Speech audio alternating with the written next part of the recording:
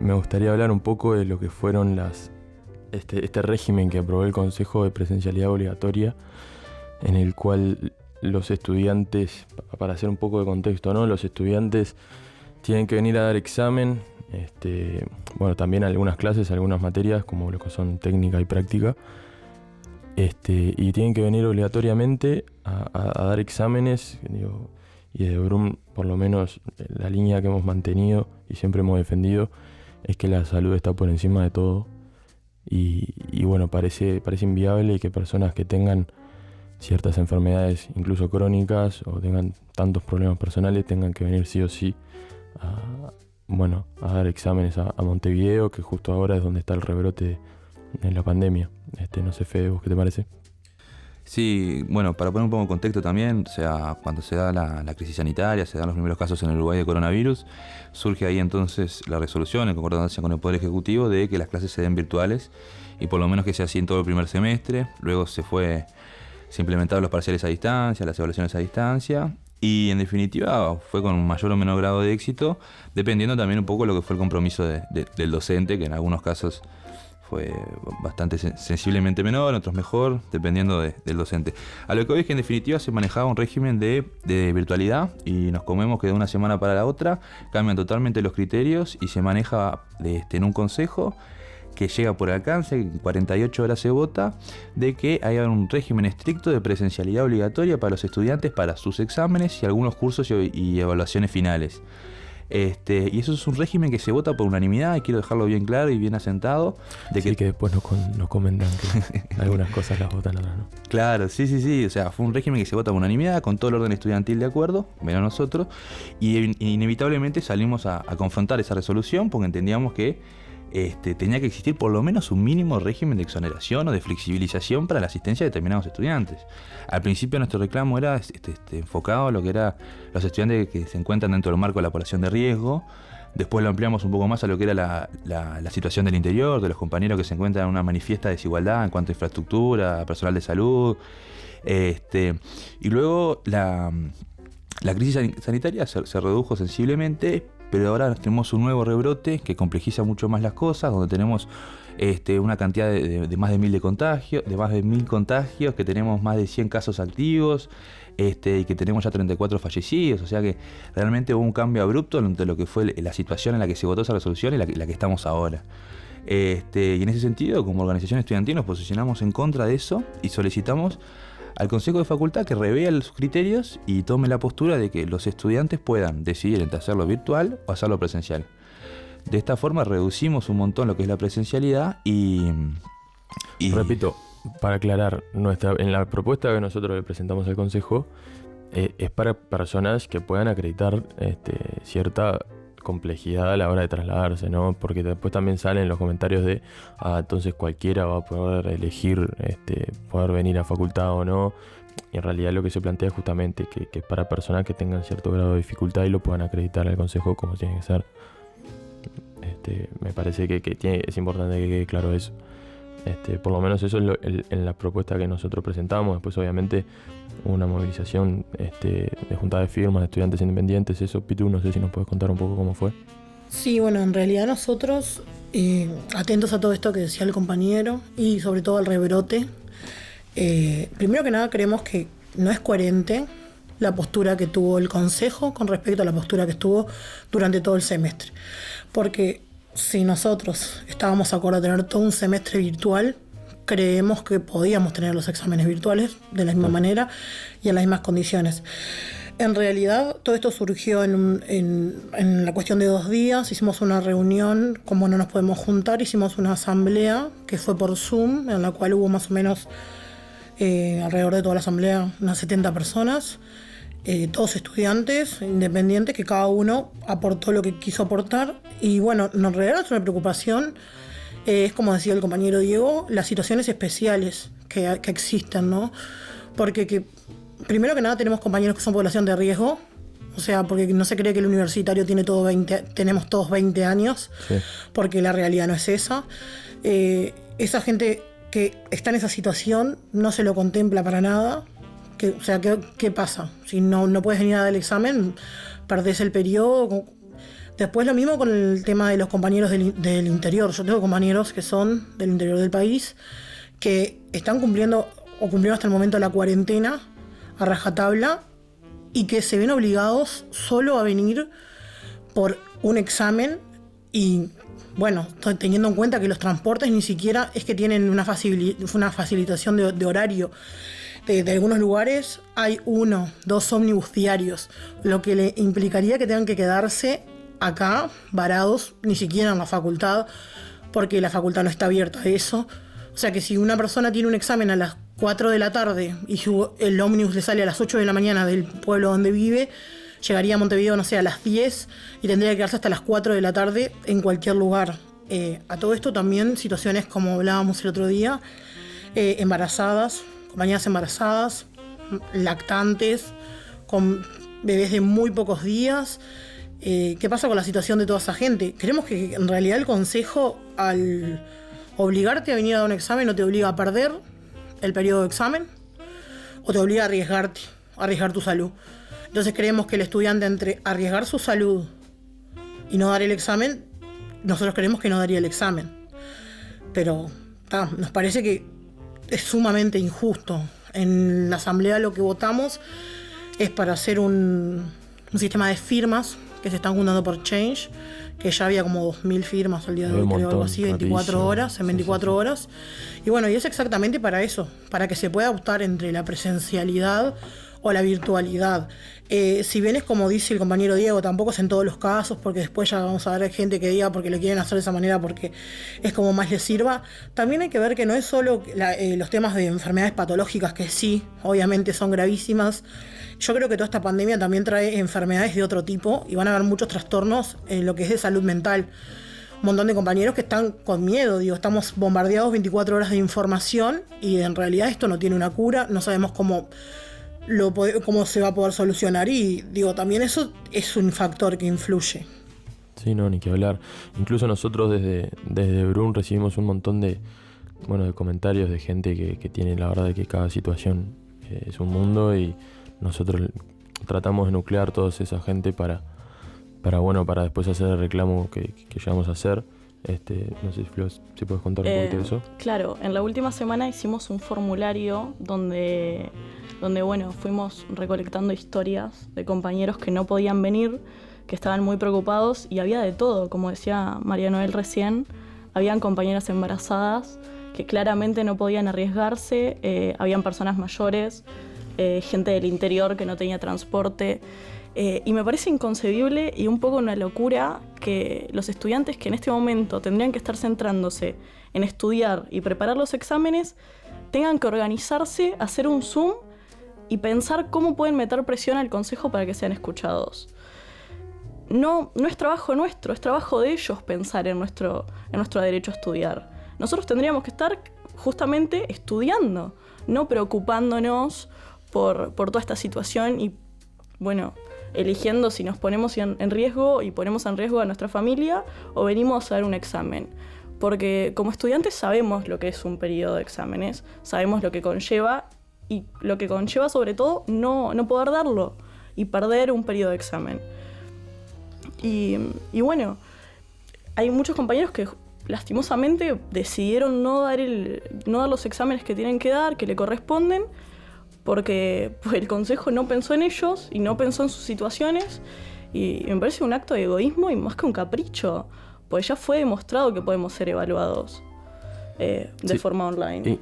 Incluso, disculpa Fede que te corte un poquito, que recordemos que la modalidad de cursado a distancia es una modalidad que ya está aprobada en el plan 2016 y es algo que la facultad tiene que garantizarte, porque es previo a esta pandemia, Lo único que demostró esta pandemia es que el consejo aprueba algo y no tiene las herramientas ni los mecanismos para aplicarlo. El plan de cursado a distancia es una realidad en Facultad de Derecho. Toda esta pandemia que se generó, puso a prueba, puso en jaque al consejo. Hubo una experiencia con determinados matices, pero se pudo cursar este semestre a distancia, pero ¿de qué me sirve que pueda cursar el semestre a distancia si me vas a hacer venir, por ejemplo, si tengo que dar todos los exámenes libres, ¿de qué me sirve si tengo que venir después, no sé, de Melo, de donde tengas que venir, de cualquier ciudad del interior, todos los días a dar un examen? O sea, no tiene mucho sentido. El consejo debería garantizarte cierta capacidad para o dar el examen virtualmente o encontrarle otra forma.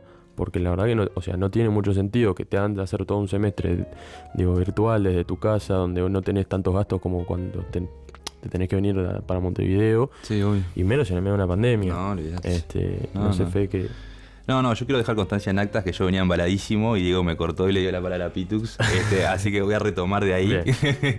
No, pero en ese sentido lo que quería comentar un poco es que, como bien decía Flo, o sea, en definitiva, la postura del consejo, ¿cuál es? Si nos ponemos a hablar en hechos objetivos y refutar, la postura del consejo es: vos tenés una enfermedad para afuera, vos estás embarazada para afuera, ¿entendés? Vos tenés un problema autoinmune para afuera, vos tenés diabetes para afuera, vos tenés asma crónico para afuera. Esa es la realidad del consejo y esa es la lucha que nosotros queremos dar. O sea, porque yo me cuestiono un montón la realidad de decirle a esa gente: vos... Se votó una resolución respecto a un caso que nosotros trabajamos, que la decana, y esto CGU lo votó y quiero que quede constancia también, que decía... Cracks. Bueno, era una compañera que acreditó de forma fehaciente que ella tenía determinadas características que la encuadraban dentro de la población de riesgo y que en ese sentido no podía arriesgar su salud y su vida a dar un examen presencial. Y el Consejo de Facultad vota, una vez acreditada que su salud y la situación sanitaria lo pueda hacer, que lo haga. O sea, es un delirio. O sea, yo lo que planteo es: vos tenés un problema, vos sos diferente y no tenés derecho a la educación, no tenés derecho a cursar, nadie te va a proteger tu trayectoria educativa. Y lo que más me duele, pues yo trabajé como secretario de la Asociación de Trasplantados, trasplante de órganos, gente en diálisis, y nunca voy a poder interpretar la necesidad de esas madres, de esas familias. Pero es durísimo ver cómo cuando el gurí quiere, cuando el gurí puede, cuando el estudiante puede y quiere, en realidad el sistema educativo los marginaliza, los excluye, los rechaza hasta que su salud lo permita. ¿De qué estamos hablando? Entonces, pero también me pregunto, porque...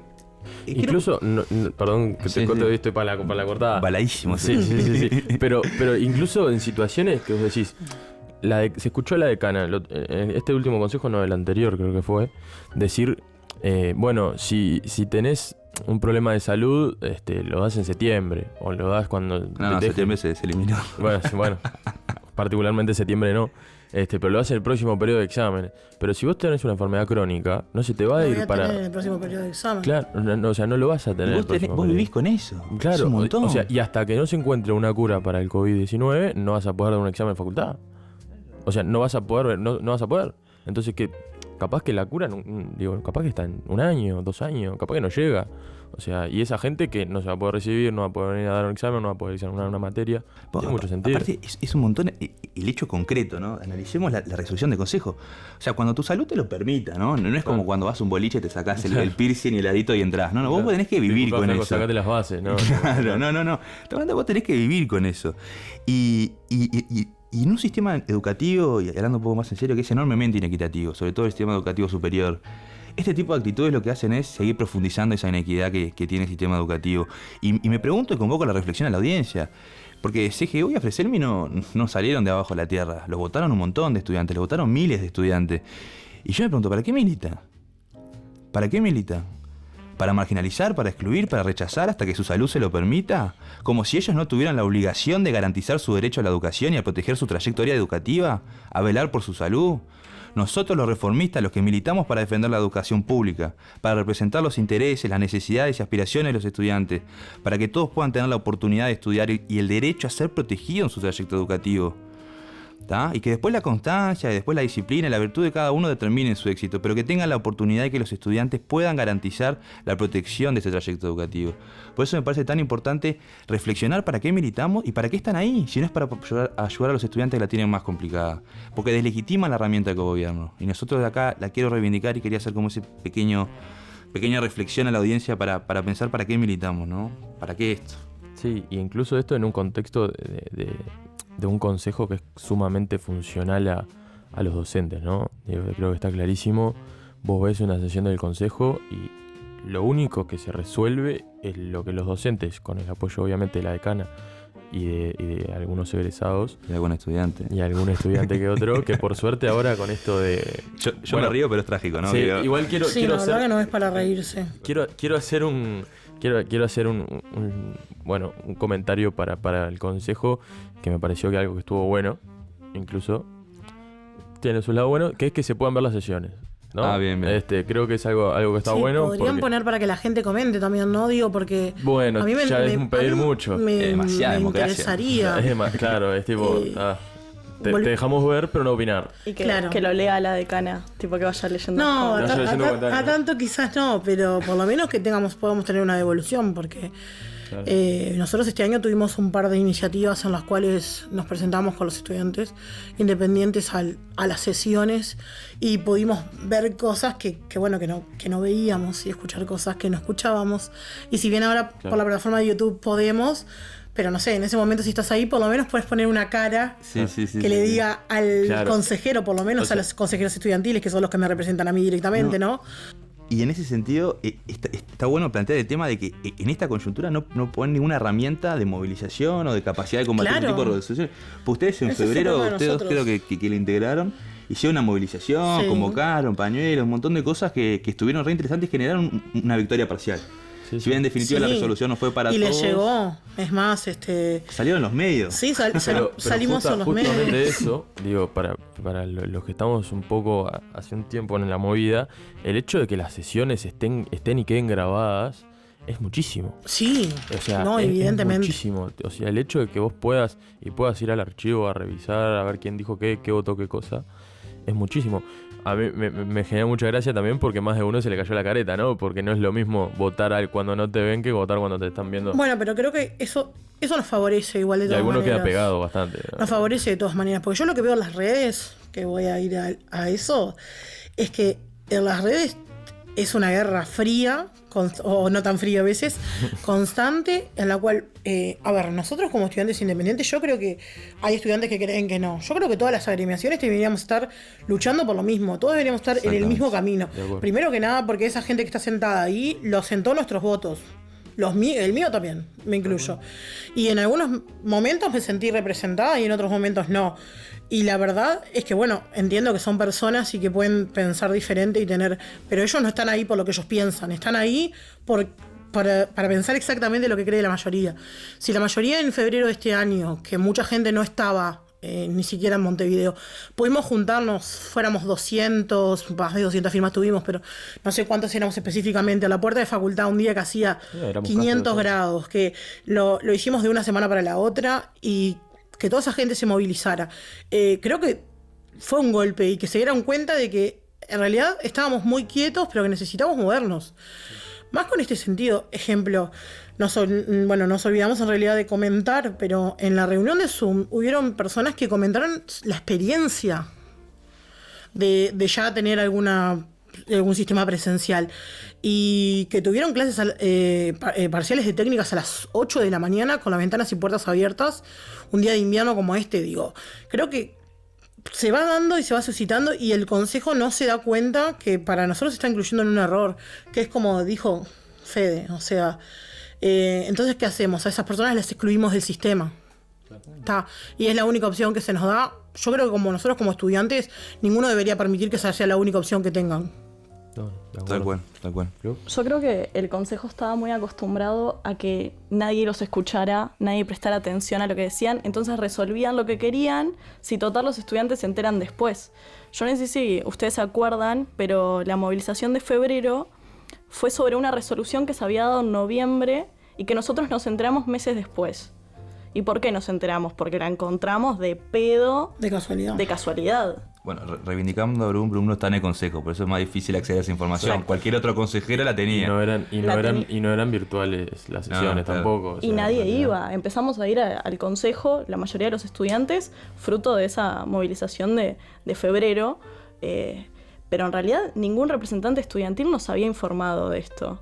Nos tuvimos que enterar nosotros que somos menos estudiantes y ahí se armó todo esto. Entonces me parece importante que los estudiantes ahora se interesen en escuchar lo que dice el consejo y escuchar lo que dicen sus representantes. Y ahí hacer una visión mucho más crítica de lo que está pasando. Porque ahí nos estamos enterando de la realidad. Ahí nos estamos dando cuenta a quién votamos y qué está diciendo el que votamos. Cuando por mucho tiempo no les interesó ni siquiera contarnos qué pasaba dentro del consejo. Nosotros estamos por fuera. Comparto esa síntesis, tal cual. Sí. Bueno, la verdad, un pequeño cierre. Me parece una lástima. Incluso viendo el consejo de ayer, creo que queda más que claro cuál es la postura del consejo. Más que nada, a mí me queda en la cabeza el comentario del ex coordinador de carrera, haciendo alusión a un docente que había tomado solo un parcial en todo el semestre, del cual tuvimos bastantes quejas.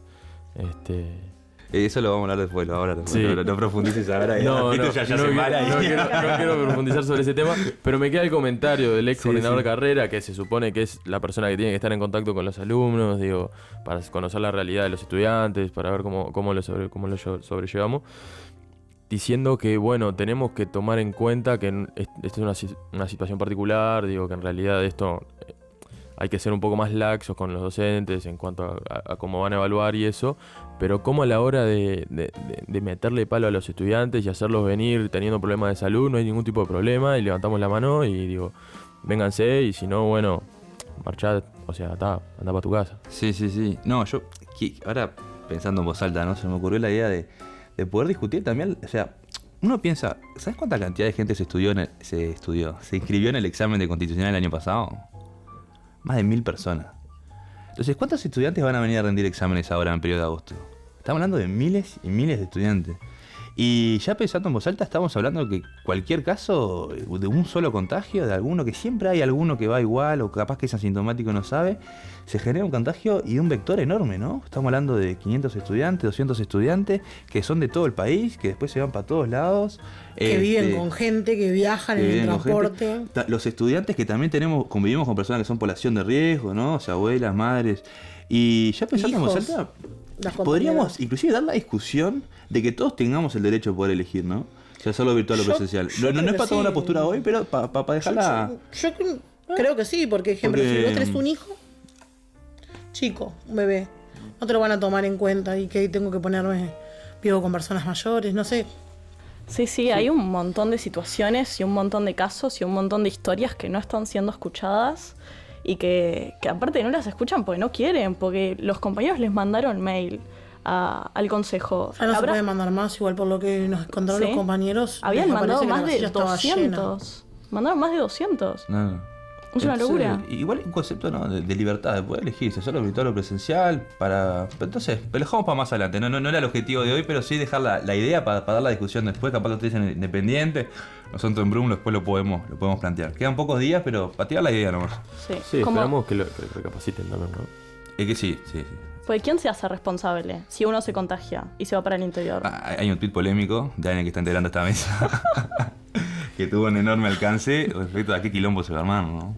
Es que sí, porque y convocar a la reflexión de qué quilombo se va a armar en términos reales y materiales, ¿no? Claro. Y la gente no lo entiende. La gente de las redes se cree que es lo mismo. Por ejemplo, mucha gente, vi muchos alumnos pidiendo, porque algunos ya tuvieron reuniones, ya se juntaron, etcétera. Claro, ¿no? Yo decido en mi vida privada qué hago y con quién me junto, pero cuando voy a una institución, el responsable de mi salud ahí es la institución. Claro. Y es una responsabilidad, digo, de parte de las autoridades de la facultad. Claro que sí. Claro. O sea, de velar por nuestra salud también. O sea, son las autoridades. Pero, quería tirar esa idea, no quiero seguir profundizando.